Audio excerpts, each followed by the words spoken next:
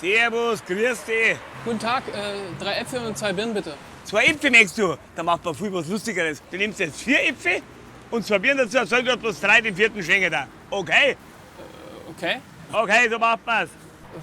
Ganz schön viel los zur Wiese, oder? Mei, da gehen wir live von der ganzen Welt her. Weltweit lassen sie unsere Stadt zu. Preisen zu, gerade die alle sind da. Jawohl. Und stell dir mal vor, letztes Jahr bin ich mit meinem Dirndl über Brücken von der Isar heimgekommen. Und dann auf einmal schreit da unten so ein Zugrasser, help me, help me. Dann reicht's mir endlich mal und sage ich, hast halt besser schwimmen gelernt wie Englisch, du Trottel, du. So eine geile Flagge, der ist in der Isar. Ja, und wie ist die Geschichte jetzt ausgegangen?